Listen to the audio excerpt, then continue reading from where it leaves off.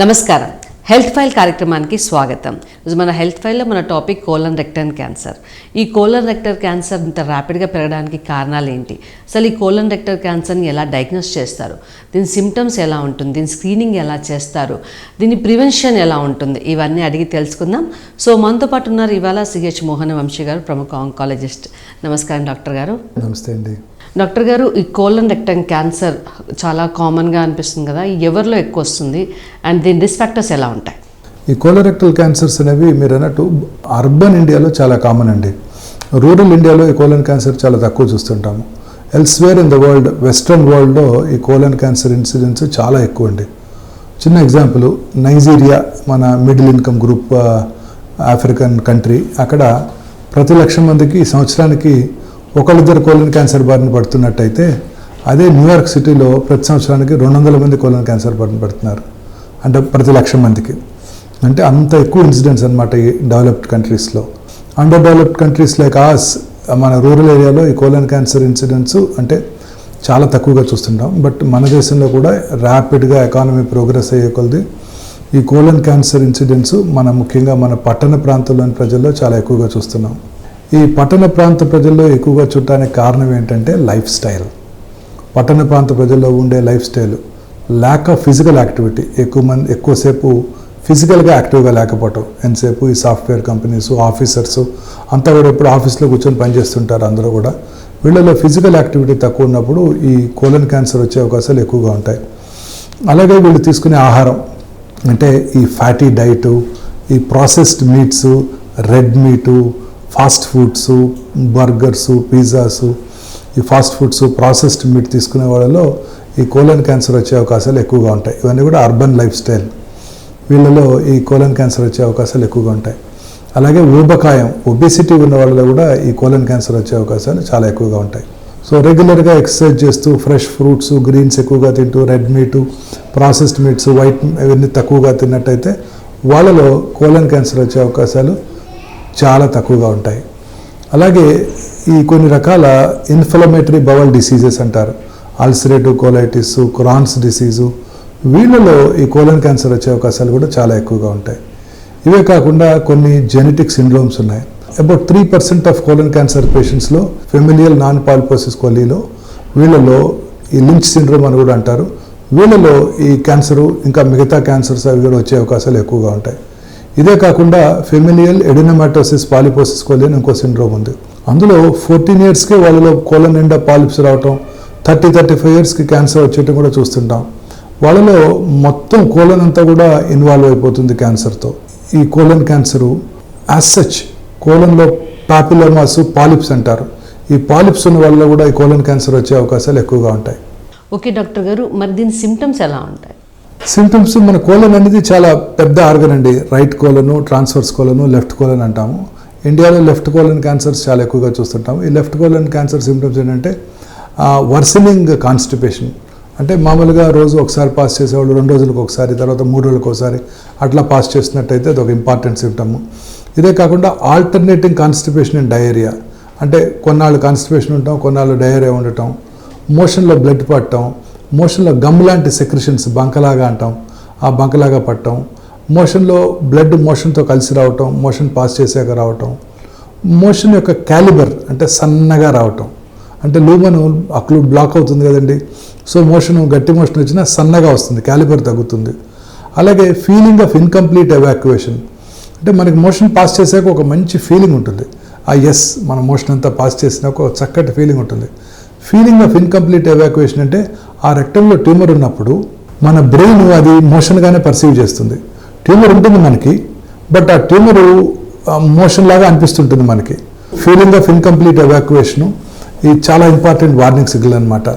అలాగే ఈ మోషన్లో బ్లడ్ పట్టడం అనేది వెరీ కామన్ సిమ్టమ్. పైల్స్ ఉన్న వాళ్ళందరిలో కూడా ఈ సిమ్టమ్ చూస్తుంటాము. కానీ మోషన్లో బ్లడ్ పట్టడం అనేది ఎప్పుడూ అశ్రద్ధ చేయకూడదు. ఎందుకంటే పైల్స్ ఉన్నాయని చాలామంది అశ్రద్ధ చేస్తుంటారు. లాస్ట్ ఇయర్ కూడా ఇలానే వచ్చింది, డాక్టర్ దగ్గరికి వెళ్ళి చెక్ చేయించుకున్నాను, అప్పుడు పైల్స్ అని డయాగ్నోస్ చేశారు. ఈ సంవత్సరం కూడా అదే ఉంటుందని అశ్రద్ధ చేస్తారు. అలా ఎప్పుడు కూడా అశ్రద్ధ చేయకూడదు. మోషన్లో బ్లడ్ పడితే దగ్గరలో ఉన్న సర్జన్ని సంప్రదించి అది పైల్స్ వల్ల లేకపోతే ఇతరత్ర ఏదైనా కారణాల వల్ల తెలుసుకొని, పైల్స్ వల్ల అయితే దానికి వైద్యం చేయించుకొని, పైల్స్కి ట్రీట్మెంట్ అయిపోయిన తర్వాత కూడా బ్లడ్ పడుతుంటే ఖచ్చితంగా పైన ఇంకేదైనా అల్సర్ కానీ క్యాన్సర్ కానీ ఉండవచ్చు, అది కూడా ఇన్వెస్టిగేట్ చేసుకోవాల్సి ఉంటుంది. ఈ రైట్ సైడెడ్ కోలన్ క్యాన్సర్స్ చాలా ఇంపార్టెంట్, ఎందుకంటే ఇవి ఎటువంటి సిమ్టమ్స్ కలగజేయవు, సైలెంట్ కిల్లర్స్. రైట్ సైడ్ కోలన్లో మోషన్ లిక్విడ్గా ఉంటుంది, సో ట్యూమర్ వచ్చినా అడ్డం పడదు. సో అవి పెరుగుతూనే ఉంటాయి, బ్లడ్ కారుతూనే ఉంటుంది. ఆ బ్లడ్ కూడా మోషన్లో మిక్స్ అయిపోయి మనకు కనబడకపోవచ్చు. పేషెంట్స్ రక్తలేమి అంటే ఎనీమియాతో మేనిఫెస్ట్ చేస్తారు. 40-50 ఏళ్ళ తర్వాత ఎనీమియా వచ్చినట్టయితే, అంటే రక్తహీనత కనుక ఉన్నట్టయితే ఫస్ట్ థింగ్ సౌత్ ఇండియాలో upper G endoscopy, stomach cancer check చేసుకోవాలి. అది కనుక నార్మల్గా ఉంటే కొలనోస్కోపీ చేయించుకోవాల్సి ఉంటుంది. కొన్నిసార్లు ఈ కోలన్ క్యాన్సర్స్ అబ్స్ట్రక్షన్ అంటే పూర్తిగా మూసుకుపోయి, చాలాసార్లు చూశాను, చాలామంది డాక్టర్స్లో కూడా చూశాను, పూర్తిగా కంప్లీట్గా బ్లాక్ అయిపోయి పొట్ట ఉబ్బిపోయి డాక్టర్ దగ్గరికి రావడం జరుగుతూ ఉంటుంది. సో అందువల్ల మనం మల విసర్జన అలవాట్లో ఎటువంటి మార్పును కూడా మనం అశ్రద్ధ చేయకూడదు. సార్, మరి ఈ కోలన్ క్యాన్సర్ని ఎలా నివారించాలి అండ్ దీని స్క్రీనింగ్ ప్రొఫైల్ ఉంటుందా? బేసికలీ నివారించడం అంటూ ఏముండదండి. ప్రివెంట్ చేయాలంటే మనందరం కూడా లైఫ్ స్టైల్ చేంజెస్, రెగ్యులర్గా ఫిజికల్లీ యాక్టివ్గా ఉండటం, రెగ్యులర్గా ఎక్సర్సైజ్ చేయటం వెరీ ఇంపార్టెంట్. అలాగే మన డైటరీ హ్యాబిట్స్, ఇందాక మనం డిస్కస్ చేసాము, ఈ high fatty diet, red meat, processed meats, tinned foods, canned foods, ఇవన్నీ పూర్తిగా అవాయిడ్ చేయాలి. ఫ్రెష్ ఫ్రూట్స్, వెజిటబుల్స్ రెగ్యులర్గా తీసుకుంటూ, గ్రీన్స్ అవి ఎక్కువగా తీసుకుంటూ, రెగ్యులర్గా ఎక్సర్సైజ్ చేస్తూ, లీన్ బాడీ మాస్ అంటే ఊబకాయం నివారించి, అలాగే దురలవాట్లకు దూరంగా ఉంటామండి. మోస్ట్ ఇంపార్టెంట్, స్మోక్ చేసే వాళ్ళలో, ఆల్కహాల్ తాగే వాళ్ళలో కూడా ఈ కోలన్ క్యాన్సర్ ఎక్కువ వచ్చే అవకాశాలు ఉంటాయి. ముఖ్యంగా ఆల్కహాల్ వెరీ ఇంపార్టెంట్. ఈ రెండు కూడా పూర్తిగా మనం కంప్లీట్గా అవాయిడ్ చేయగలిగితే కోలన్ క్యాన్సర్ నుంచి దూరంగా ఉండవచ్చు. ఇప్పుడు కరోనరీ ఆర్టరీ డిసీజ్లో పేషెంట్స్లో ఈ బ్లడ్ క్లాట్ అవ్వకుండా ఆస్పిరిన్ అనే డ్రగ్ వాడుతుంటాం. యాంటీప్లేట్లెట్ ఏజెంట్ ఆస్పిరిన్ చాలామంది వాడుతుంటారు, నేను కూడా వాడుతుంటాను. ఆస్పిరిన్ డాక్టర్స్ అంతా వాడతారు. ఆస్పిరిన్ హార్ట్ అటాక్ రాకుండా ఉంటుందేమోనని ఆశ. ఈ ఆస్పిరిన్ వాడే వాళ్ళలో ఈ కోలన్ క్యాన్సర్ వచ్చే అవకాశాలు తక్కువగా ఉంటాయి.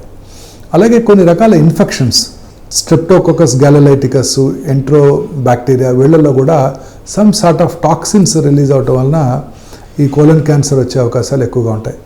ఈ screening is also very important. Especially మనం డిస్కస్ చేసాం ఇందాక, familial adenomatous polyposis coli, familial non adenomatosis polyposis coli, Lynch syndrome, వీళ్ళలో కూడా జనరల్గా ఈ ఫెమిలియల్ ఎడినోమాటస్ పాలిపోసిస్ కోలి వాళ్ళకి తొందరగా ఈ క్యాన్సర్ వచ్చేస్తుంది. కాబట్టి 15 yearsకే ముందుగా వాళ్ళకి తల్లిదండ్రులు ఎవరో ఒకరికి ఉండి ఉంటుంది ఆ జీన్, FAP జీన్ అంటారు.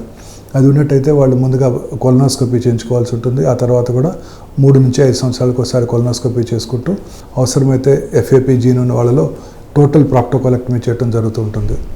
అలాగే other risk factors like ulcerative colitis, అలాగే క్రాన్స్ డిసీజ్ పేషెంట్స్లో ఎస్పెషల్లీ 10 years ఉన్న తర్వాత వాళ్ళలో క్యాన్సర్ వచ్చే అవకాశాలు ఎక్కువగా ఉంటాయి.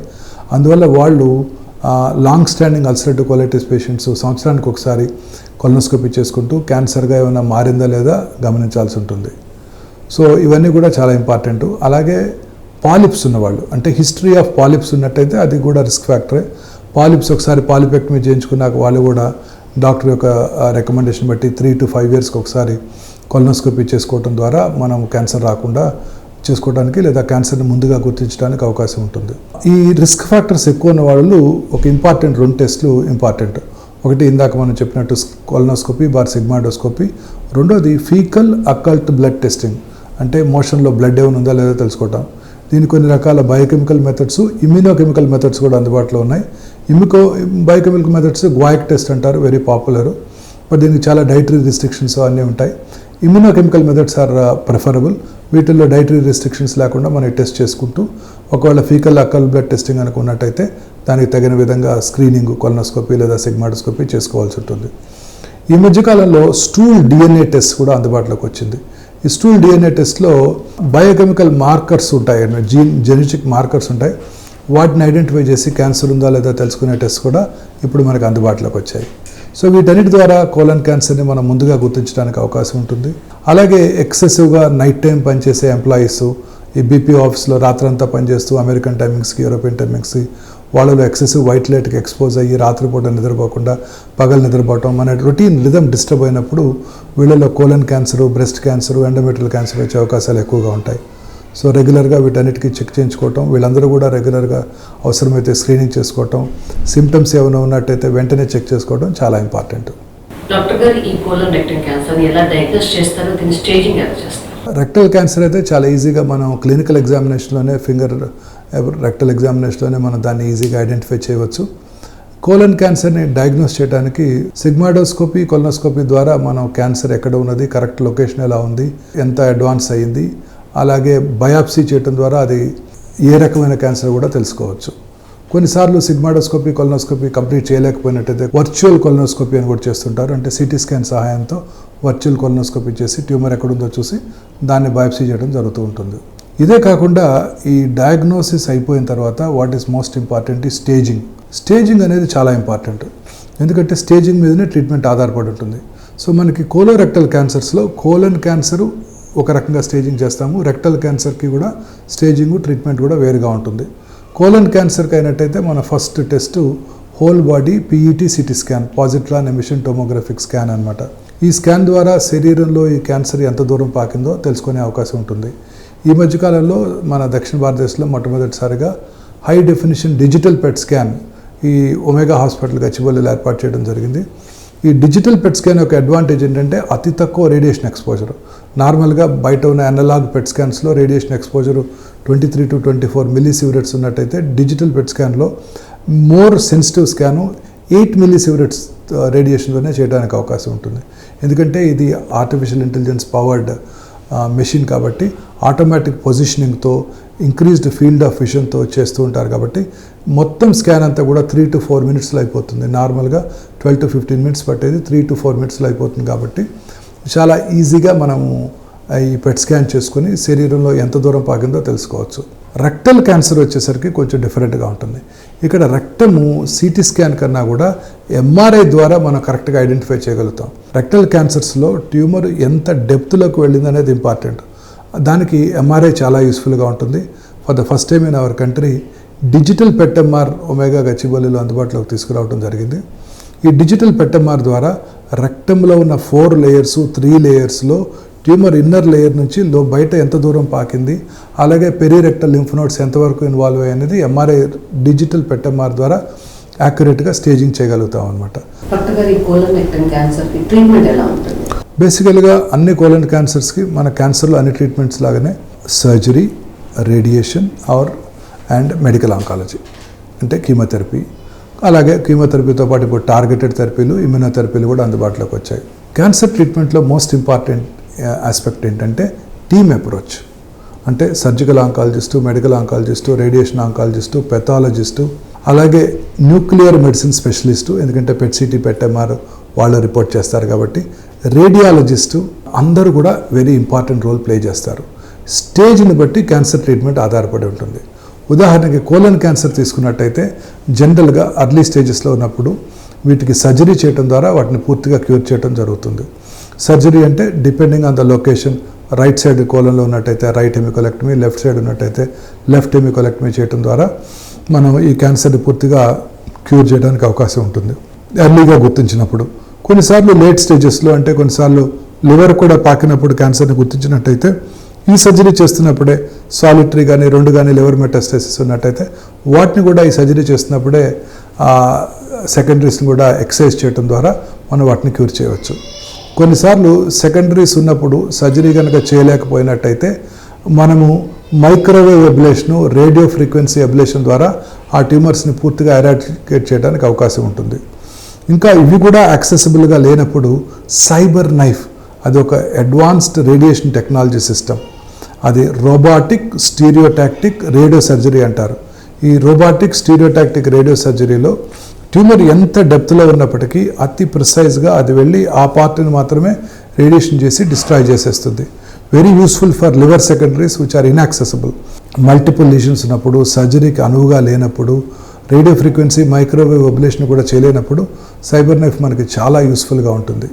సో ఈ కోలన్ సర్జరీలో మోస్ట్ ఇంపార్టెంట్ ఏంటంటే ఆంకలాజికల్ ప్రిన్సిపల్స్ పాటిస్తూ దాన్ని మొత్తం తీసేయటం. ఈ మధ్యకాలంలో ఈ కోలన్ సర్జరీస్ అన్నీ కూడా మినిమల్లీ ఇన్వేజివ్ పద్ధతిలో, అంటే లాప్రోస్కోపిక్ అంటే కీహోల్ ద్వారా చేస్తున్నాం.